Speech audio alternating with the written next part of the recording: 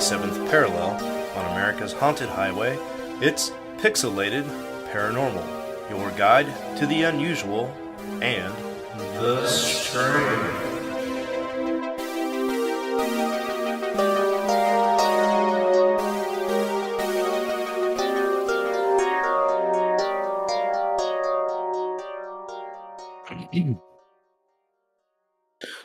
Sweet. You could it's right in frame. You could almost reach back there and just tickle it, couldn't you?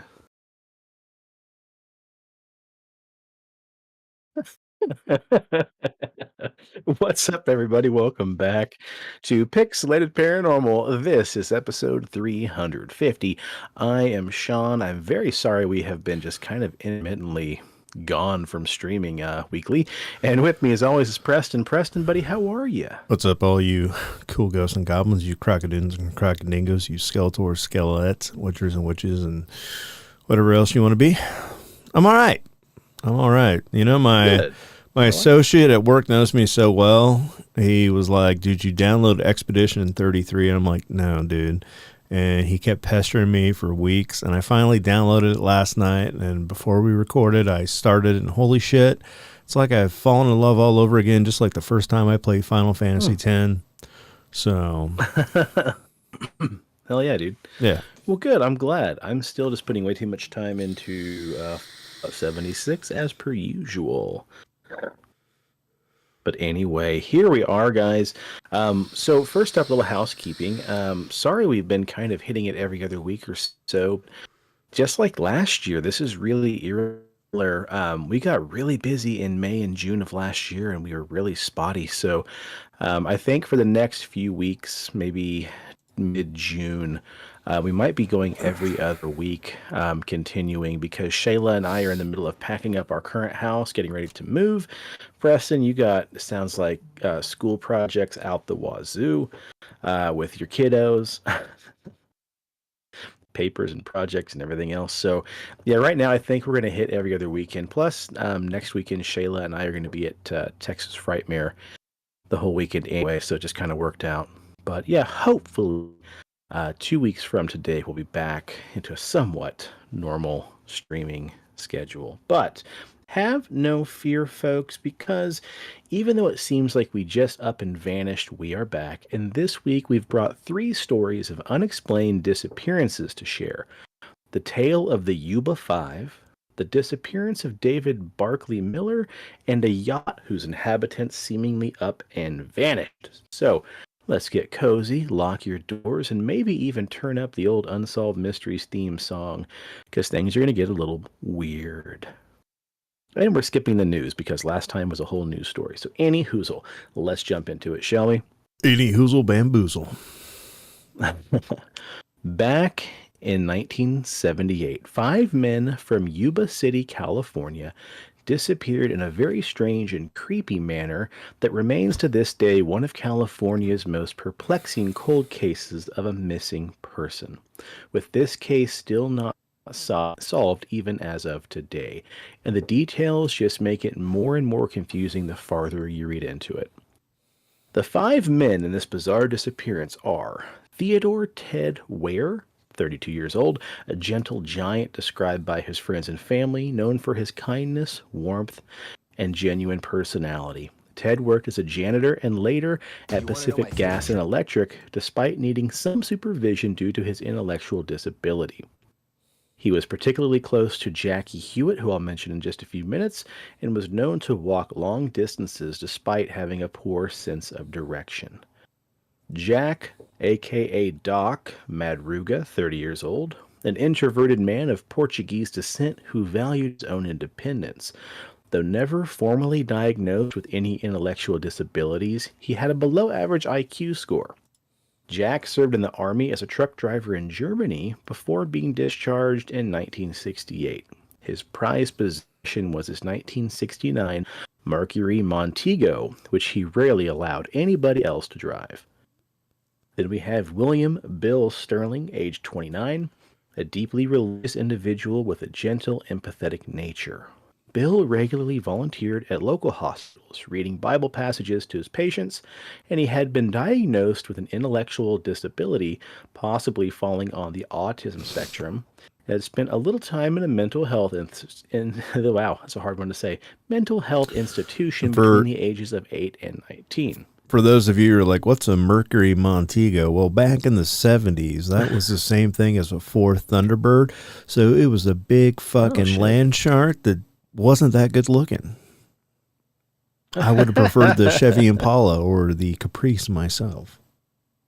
Oh, there Or you the go. Delta Okay. 88. Well, yeah. Delta 88, right?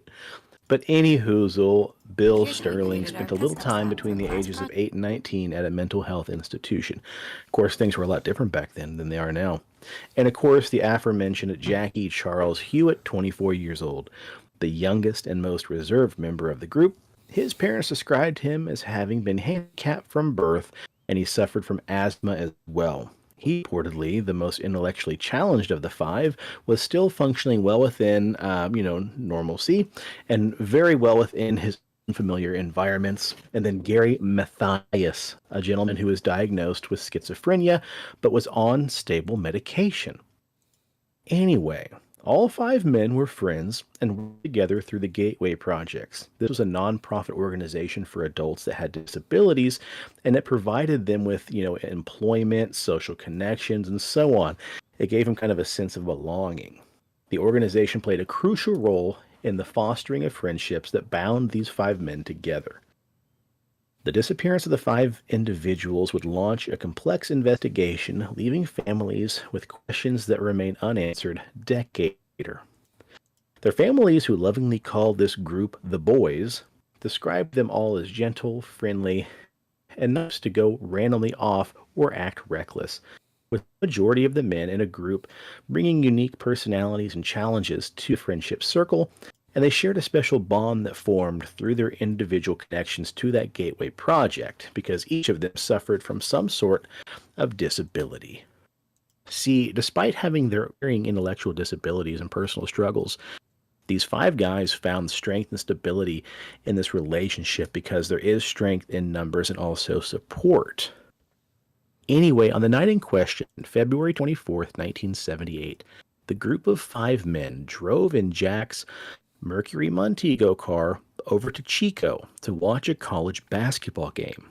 But after the game, they stopped at a store around 10 p.m. on their way home to buy snacks, chocolate milk, pies, chips, that kind of stuff. And oddly enough, this would be the last time they were confirmed being seen. After that, they seemingly vanished. Their families got worried because the next day they were supposed to play in a Special Olympics basketball tournament, which they all were incredibly excited for, to the degree that each of them had already laid out their uniforms the night before, so when they got home they could simply get some rest, get a shower, and be ready for the big game. A few days later, the Montego was found abandoned on a mountain dirt road in Plumas National Forest, about 70 miles away from Chico. Real This quick. was way far away. Fuck you, Rob. The next episode, when we play D&D, I'm going to totally mislabel the whole entire episode with the wrong description and everything for that little comment that you just made on Facebook. Oh no. Love you, buddy. Is Rob trash talking? Yeah. That little minx. Anyway, a few days later, the car is found abandoned on a mountain dirt road in Plumas National Forest. This is about 70 miles away from Chico, way far off of their normal route home.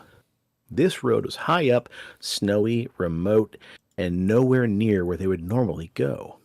The car wasn't stuck, it had fuel, and the doors were unlocked, and the snacks they bought were still mostly intact inside. There was no damage to the vehicle or traces of any foul play. It looked like they just walked away for no reason. But the story isn't finished here. And and the really disturbing, I don't know what that typo was, but the story isn't finished here. And the really disturbing part came months later, in June, after the snow had melted. Search teams found a U.S. Forest Service trailer about 20 miles away from the car. Inside the trailer was the body of Ted Weir. He had wrapped himself in 8 army blankets and was lying on a bed.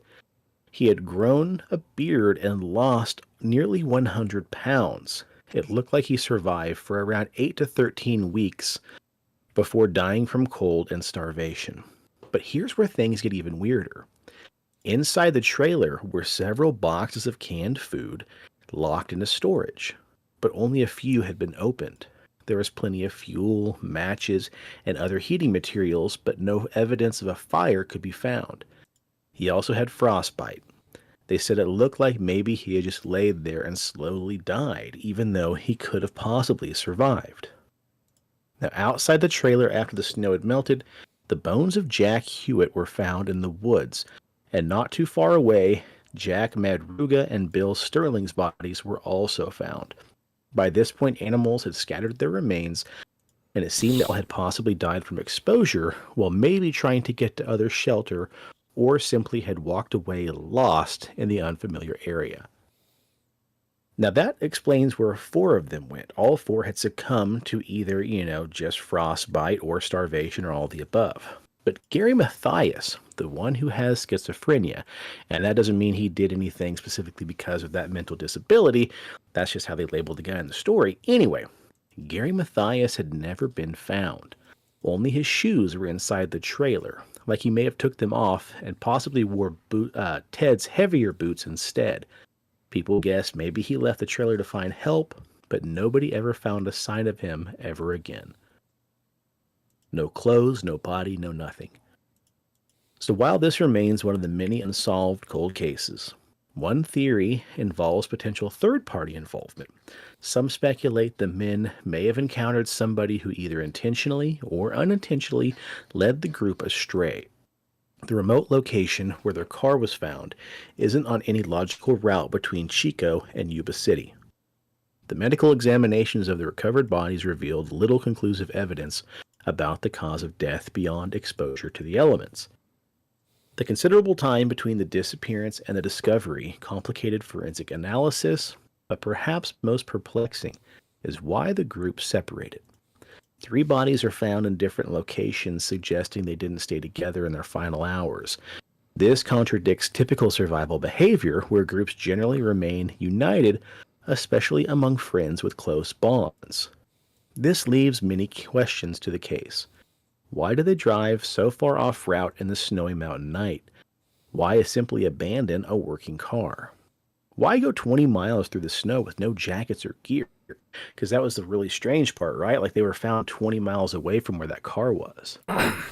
Why not eat the food or light a fire with the supplies found in the trailer? And what exactly happened to Gary Mathias? Were they running away from something or following someone? Did somebody lead them up there, or did they simply get disorientated on the way home, get lost, and leave the car?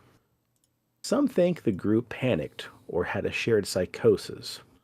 Others think followed somebody there who they may have trusted or met at the game, and some even blame Mathias, but there's no proof he had anything to do with the disappearance. He also had some army training and survived in the woods before, so it's plausible he went further and unfortunately died somewhere else, never to be found, in hopes of finding help. But nobody knows in this. This smacks of 411. Doesn't it? Yeah, because, the more you look into the missing 411 cases, like typically we hear about small children, and the more cases that deal with adults, I can't remember which book it was that talked about this, but if you look at the cases with the adults or teenagers, that like 85% of those cases, the adults or teenagers have some sort of mental ailment or disability. And that's like this common factor with it. And so you have like 4 men, one has psychosis, the other ones are, mentally disabled to some degree. And, the one we never find the one body.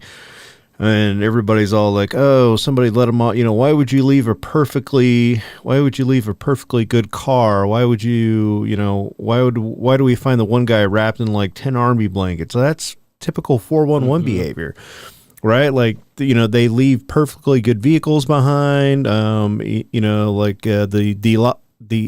God, that Russian thing that I can't pronounce, the Dyatlov Pass. Yeah, I was thinking the same thing. Dude, Yeah, they're like, Pass. they fucking declose themselves and run out of a perfectly warm tent, or like one guy like wraps himself in like 20 pairs of blankets, and then they find him like all, and they're like, "Oh, it's exposure. It was exposure." Yeah. Fuck off. Like, come on. You can do better than that. It was a guy with psychosis. He drugged everybody. Like, no, stop it. Like, put together the facts a little bit better. Let's admit that there's something nefarious going on, and we don't, well, we might know what it is, but like, just come fucking clean, Park Services. Yeah, I think that's the big problem we're having right now, is the fact that like it's so deeply tied to the national parks and everything else, and it's just really hard for them to let up on that or like even get involved. I don't know. It just adds to that mystery, and like you said, I'm glad you brought that part up about the mental disabilities and stuff like that, because that's in a lot of those cases too, right? And this one's just a little different because we're talking about 5 grown men, versus like 1 or 2 people who go missing. And that's and that's the thing that what's his nuts, the missing 411 guy, that he always brought up, that when you think about the commonality between all the cases, like the people with the mental disabilities, like why are they targeted? It's because whatever is going on, whether it's experiments or whatever it is, that if they are brought back alive or they're found, like you're not going to have the ability to articulate what happened, what went wrong. So it's kind of like you're the safe, I don't want to say this, but you're the safe victim in this case. Like you're going to kind of, whatever, it's a government agency, it's some weird alien, it's like, you kind of get away with it because like you're not, that person's not going to be able to tell exactly what it was.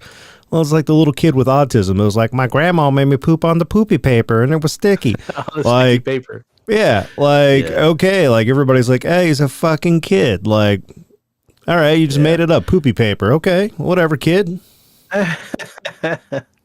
That, or maybe on the opposite end of that argument, maybe somebody with disabilities or children, or easier just to have them go with the flow. Yeah, because they're just going to be more in wonderment and in awe of the situation. Or it is said that some disabilities, mental disabilities, autism, and maybe disability is not the right word, but people on the spectrum, like they also can function at a higher mental capacity than you or I even, right? Like they may be on a whole different plane than we are. So maybe whatever this is more interested in that type of mind than, just typical dipshit you or me. Yeah. Well, let's move on to story number 2, shall we? Second story, what happened in Australia back in 2007, with some people calling this a modern-day Mary Celeste. On April 15th, 2007, 3 men, Derek Batten, 56 years old, and brothers Peter and James Tunstead, 69 and 63, left Arley Beach, Queensland, on a 9.8-meter catamaran named the Cas 2, planning to sail around the Northern Australia to Western Australia waterway. Well, 3 days later, on April 18th, a helicopter spotted the Cas 2 near the Great Barrier Reef. When authorities boarded the boat on April 20th, they found it abandoned under very bizarre conditions. Number 1, the engine was still fueled and running. A laptop was found also in working order. Food and cutlery were set on the table. Newspapers were open on the floor. All safety equipment, including life jackets, were still on board.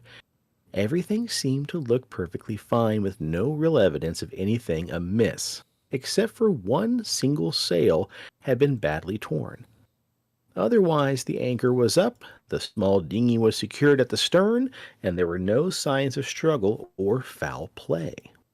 The men's wallets and personal items were untouched, no distress signal had been sent, and despite extensive searches, no trace for the men would ever be found.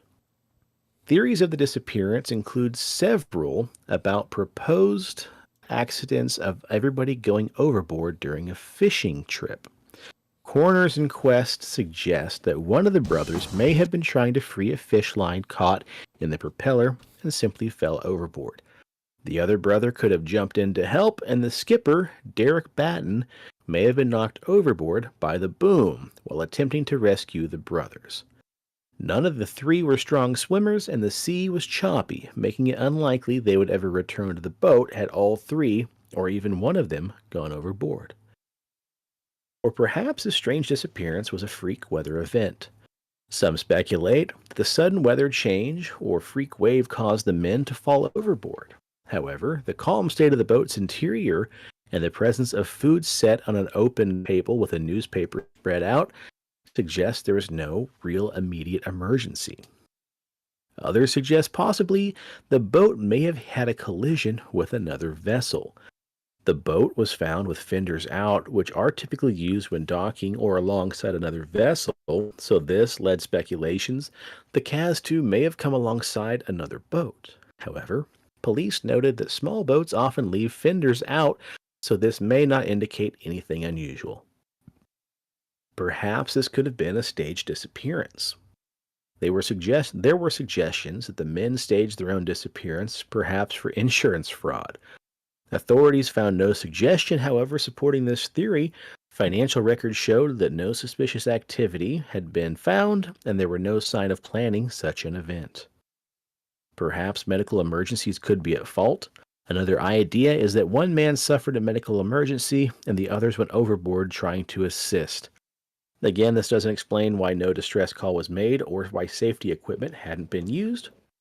So the current conclusion is that despite investigations and inquest, the disappearance of the Cas-2 crew remains unexplained. The boat was found near perfect condition, yet its crew vanished with no trace.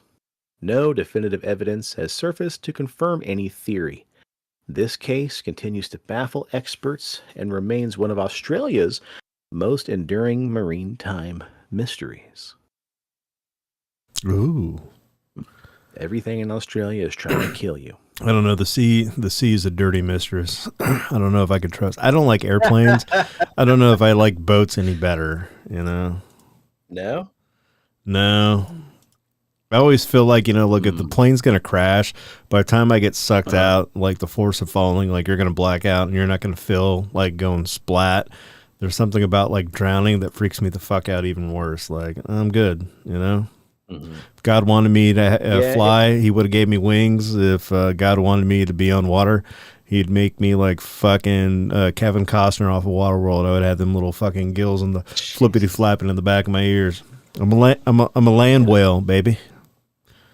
And if God wanted you to be boring, well, here you are. Yeah, here I am. Here I am. So would you ever go on a cruise? If Jeffrey's like, hey, boo, let's take a cruise for, 8 days on the ocean. Well, one, she gets really bad motion sickness, so I sure as fuck know that's never going to happen. So my answer is going to be no. Okay, fair. So you would, like, if I'm like, dude, hey, let's plan a boys trip, like just, 3 or 5 of our closest buddies, like let's just take a cruise to the, Cozumel and the Bahamas, maybe the Cayman Islands, you would say...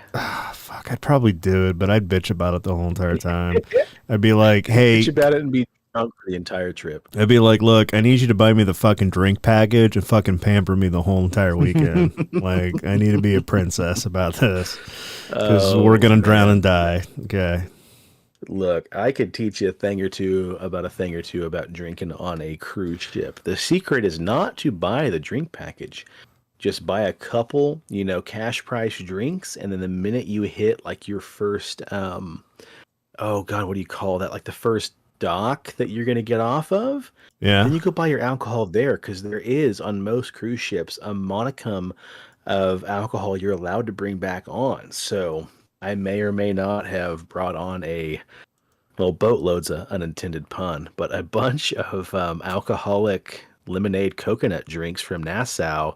The same place I got that Big Dick bottle opener hanging behind you there. Yeah, those people will sell you whatever they can legitimately. So when we go to the liquor store and got a couple of these coconut lemonades, the guy's like, hey, just so you know, like, you're allowed to take X amount of cans back on the ship per person. So, on your way back, just let me know. I'll sell you. I'll give you a hell of a good deal. So we brought a bunch of that shit back on the ship, and that made it incredibly inexpensive to drink. So, yeah, man. There you go. Good times were had by all. It's a lot of fun, and when you're on a cruise ship like that in the middle of the ocean, there's something incredibly eerie, sobering. Yeah, and eerie. I love it because when you go on a cruise, a couple hours into the ocean, like, you can't go anywhere. You have nothing to do. We don't get the internet package, so really, like, you literally have nothing to do but just do nothing. You can swim, see the entertainment, read a book, take a nap, whatever. But, like, it's just peaceful knowing that I'm out here in the middle of nowhere and I can really go nowhere but here. So, but it is kind of startling at night if you go out on your balcony and look. It's just inky blackness, dude. The sky meets the ocean, the horizon disappears, and you do feel truly small in the middle of the ocean where you're just a speck. But because there's probably not a lot of light pollution out there, so I mean, you really see the Milky Way. No, not at all. Ugh. It's cool, man. It's very cool. And if it's your time, it's your time. I guess that's kind of shitty to say because R.I.P. to those people who've lost their lives on cruise ships. But I mean, dude, if it's your time, good time, buddy. It's your time. Yeah, I'm fortunate enough to say that we've been on 3 of them, and it's still a lot of fun. Well, our last story here is a little longer, so I sandwiched that smaller one in between. This is a story of a park ranger going missing. The story is about 22-year-old David Barclay Miller. Now, David was let's not screw it up yet. David was excited for his upcoming 3 days off from work. He planned to go hiking in the Red Rock Secret Mountain Wilderness in Arizona, where he was also employed as a forest park ranger. David, though only in his early 20s, was already an experienced hiker and outdoorsman. Leaving behind a somewhat enigmatic note, he set out into the wilderness on May 19th, 1998. Holy crap, dude. This is May 17th. That's really kind of an interesting coincidence, man. That's bizarre. Almost on the anniversary. Yeah.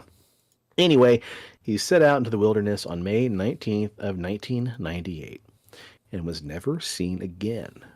His Subaru would be found days later at Bear Sign Trailhead, but no other clues as to David's whereabouts or ultimate fate would ever materialize. Well, buddy, So I what exactly solved the happened? mystery. You fucking went out in a fucking Subaru. Dude, Subarus are some of the safest vehicles per their commercials. I own a Subaru, trust me. Uh-huh. What exactly happened to David Barclay Miller? David was one of 3 children. David Barclay Miller was born on July 6, 1975 in Maryland to parents Barbara and Ira.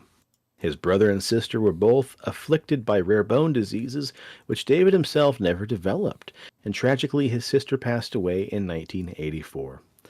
David was said to be sensitive, kind, and energetic, one with a deep love and appreciation for life. From an early age, he was passionate about the outdoors and spent a great deal of his free time out in nature, engaged in activities such as hiking and kayaking. He was athletic and participated in sports like swimming and rugby during his school years. One of his coaches said he was never going to do anything at second speed. Al Hightower, an athletic director, I got one shared a speed and it's similar like sentiment about David. rabbit on a lawnmower. Nerd. If you ain't first, you're last. An athletic director named Al Hightower shared a similar sentiment about David. He said, I coached 20 years and I've never seen a kid like him who would give everything he had. Where that motivation came from, it's certainly a gift. It was almost like David knew how precious life was. As a teenager, he went kayaking along the Maine coast and spent the night on a remote island. He also went backpacking through New England, as well as Pacific Northwest and other parts of western portions of the U.S. David went on a major. David went on to major in religion at Bates College in Maine and developed a fascination with Native American religions in particular. His honors thesis focused on the Sundance of Lakota Sioux, and he eventually moved out to New Mexico to further immerse himself in his studies. However, as much as he loved studying religion, his true dream job was to become a park ranger. In April of 1998, he was hired as a wilderness ranger for the Coconino National Forest in Arizona, and soon into Beaver Creek Ranger Station. His supervisors found him to be a good and reliable worker, one who clearly loved the job. By this time, David was reportedly in a long-distance relationship with a woman named Jenna, who lived in Spain. They had planned for Jenna to eventually relocate to Arizona and obtain a teaching position there in order to be closer to David. Anyway, let's get into the hike. After a month of working for Sedona Forest Service, David had 3 days off lined up for a short hiking trip, May 19th through May 21st. The day he set off into the wilderness alone on May 19th of 1998, he left behind a brief note. Gone for 2 nights to RRSM. Will return with Wally Malla. Dave. And RRSM, of course, is Red Rock Secret Mountain. At the time he departed, no other rangers were present in the station. Because of this, it's unknown what gear or supplies he brought with him or what he was wearing. But when the reliable David didn't show up for his shift on May 22nd, his supervisor Terry Adams began to worry and sent several rangers out to find him. Adams also took another look at David's note and wondered what Wally Malla referred to. Since David's note only mentioned the Red Rock Secret Mountain Wilderness area, which spans over 47,000 acres, it was difficult to know where exactly to look for him.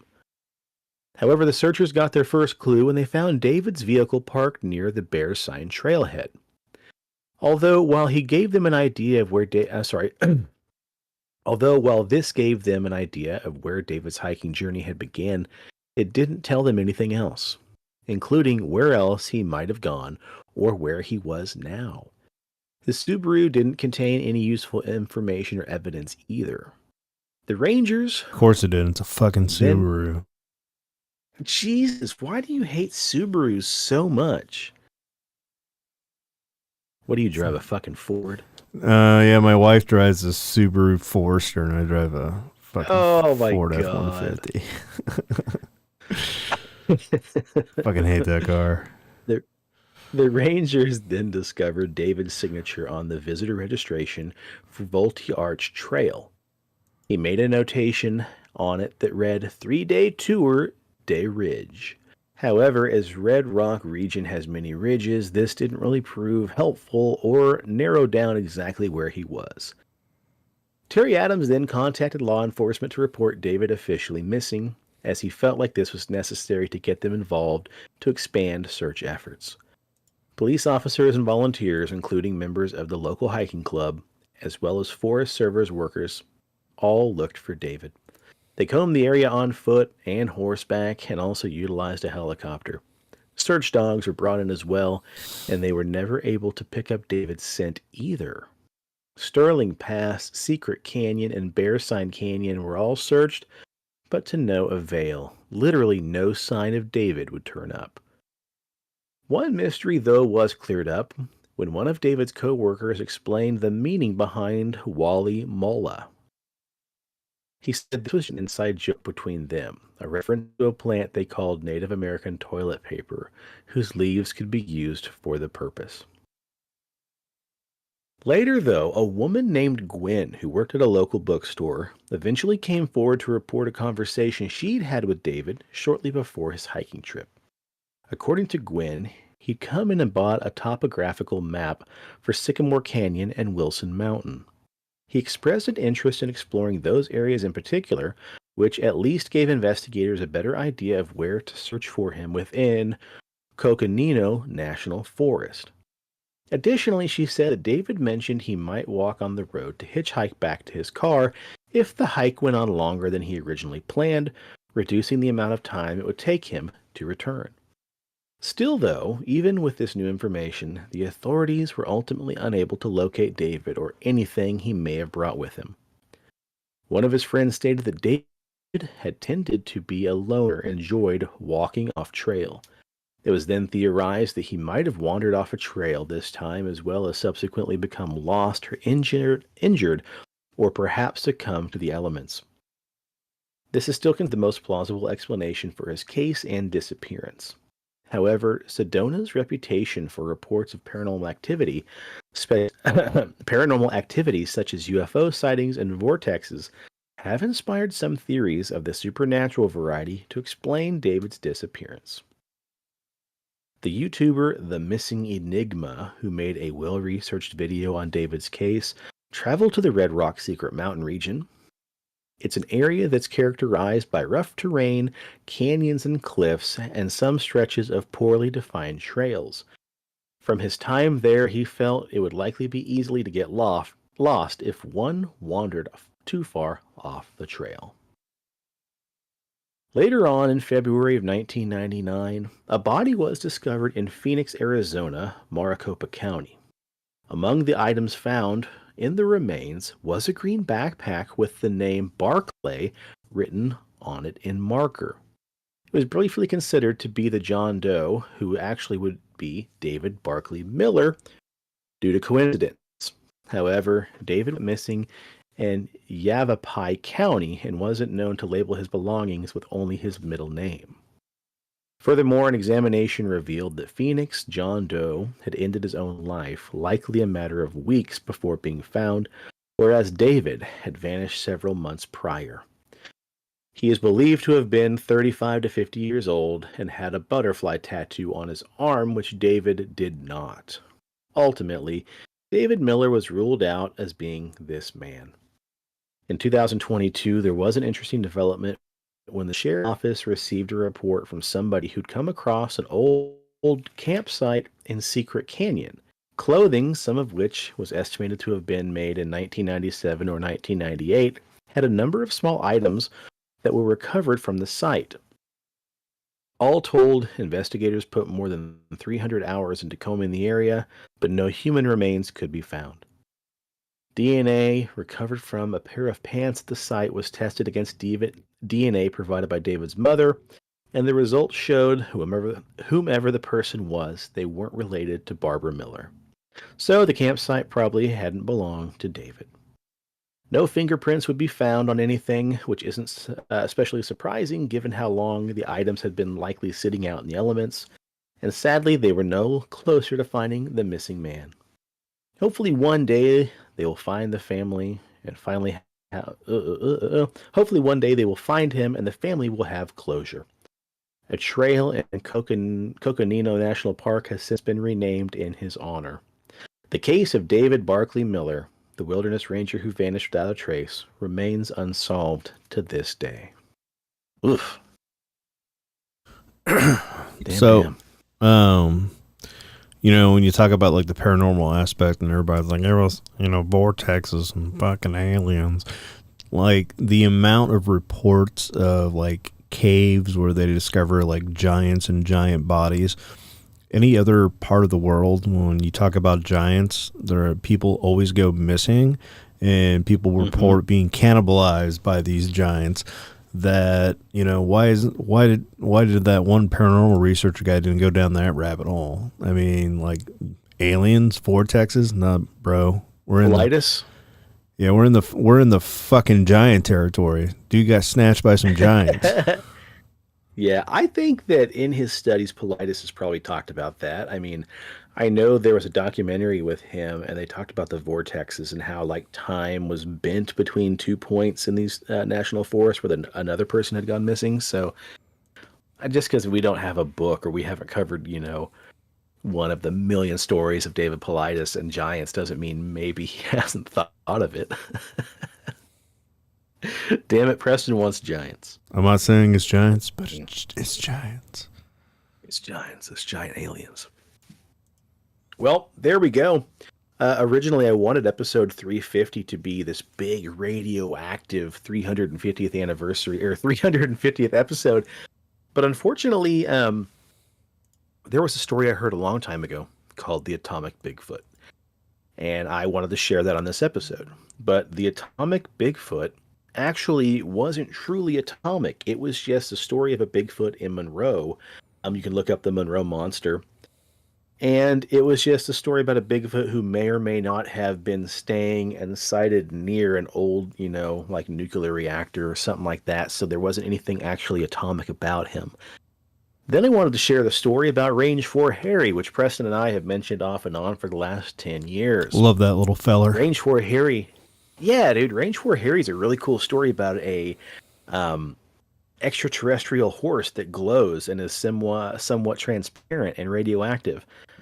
But that in and of itself would require us to read an entire book, as it turns out, because if you want to know the full story of Range 4 Harry, you have to read the entire book of Millennial Hospitality, in which my mind made me think Range 4 Harry was this grandiose story, and in reality, it's like a 5-minute tale wedged into like a 2-hour book. Yeah. So that kind of sucked. So yeah, one of these days we'll circle back and do like a radioactive atomic cryptid episode, but it just fell apart in my hands. And I thought, you know what? We disappeared for a minute. Why not share some more strange stories about, more disappearances? Yeah. Yeah. Well, there we are. There we are. We still there have you our be. big 10-year. We still have our big 10-year anniversary coming up. If you guys have any stories you want to send over to us, we'd love to hear from you guys. You can email us over at pixelatedparanormal@gmail.com. You can DM us. You can PM us on Instagram. We are PXL Paranormal. Over Just on don't Facebook, PM we are on us. The Pixelated. Yeah, that's not what I'm into. We are PXL Paranormal on Instagram, or the Pixelated Paranormal Podcast over on Facebook, or our Google voice number is 913-662-3144. Yeah, shoot those over. I think we're going to have a pretty decent chunk of listener stories to share with you guys as well. So if you got a story to add, you still got a few weeks at least, because our anniversary is coming up any day now. But Boo, our anniversary already happened. When is the true anniversary? I know we had episode 0. So we recorded a show, which might have been episode 0, might have been episode 1, but we recorded that. The mics. We recorded that on the 12th or the 13th of May in 2016, because 2 days later I drove down to Colorado to Miss Jeffrey, and our first first anniversary is May 15th to 16.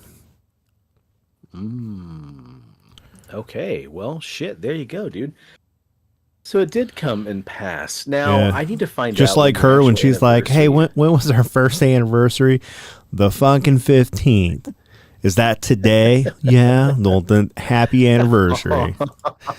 Look at you, man. Yeah. You are such a gentleman. And then you're like, oh, well, our anniversary is coming up in like 3 weeks. No, motherfucker. It's already happened. You know what? Fuck you, okay? Yep. Just way to be a romantic. Well, episode 12, I can tell you, was October 11th, because that's as far back as the episode guide goes that I was keeping. That was episode 12 on October 11th, 2016. So if I were to do some really boring backwards math here, I could say that... Well, we were only doing like once a month, because Rob was like, I don't want to do it every week. And nobody wants to listen to it every week, guys. I was thinking that our episode 0 was May 10th. That could be. I'll go back. Yeah. I'll go back one of these days and find out when it was. But anyway, our 10-year anniversary is sometime between, let's call it May, what'd you say, 12th? Yeah, let's say May 12th. Yeah, May 12th and June something or other. So yeah, it's been a minute. Oh shit, man. Hold on a second. On Spotify, episode 0 was April 15th, 2016. Episode 1 was May 8th, 2016. So, folks, we're coming up on the 10-year anniversary of episode 3 or 4. Anyway, man, we've been doing this shit for over 10 years. We got a pretty good episode of listener stories lined up. Just bear with us. It's a tricky part of the year, and especially with me trying to pack everything up and, move towns. So we'll get there. We'll get there. We'll get there eventually. Yeah, we'll get there. So in the meantime, give us a follow on Instagram. We are PXL Paranormal.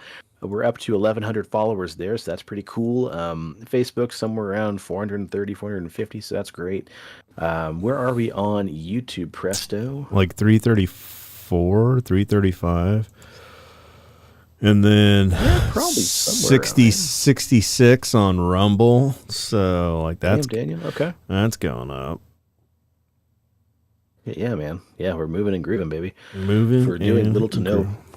Yeah. Little to no, what do you call that when you advertise yourself? Promotion. That's right. No, not too shabby. So Not too shabby. Not too shabby at all. All right, folks. Well, we're going to get out of your hair here, and I'm going to go back to packing and take my puppy out of the kennel because, we got a little puppy. She's almost 6 months old, and she is quite the handful, and I was going to leave her out of the kennel while we recorded, and I happened to look over and she was doing something in the office, so I thought I should probably put her up for a minute. So I'll raise this glass of barrel-aged cocoa nib Tahitian Madagascar vanilla bean stout and say, cheers to 10 years unofficially. Cheers to the weird shit in the world and to those of us that love to talk about it. Yeah. Happy anniversary, Boo. And stay spooky. And You stay too, on, Pumpkin. Yeah. stay on the paranormal highway. The cast at Pixelated Paranormal would like to thank you for listening to this week's episode. Pixelated Paranormal is here to tell you tales of the fantastical, the strange, the unknown. Tales that will move you a little further down the paranormal highway. If you'd like to share your own listener story, we would love to hear it. Email us at pixelatedparanormal@gmail.com. Again, that's pixelatedparanormal@gmail.com. We'd really love to hear from you. Again, thanks for listening to this week's episode of Pixelated Paranormal, your guide to the unusual and the strange.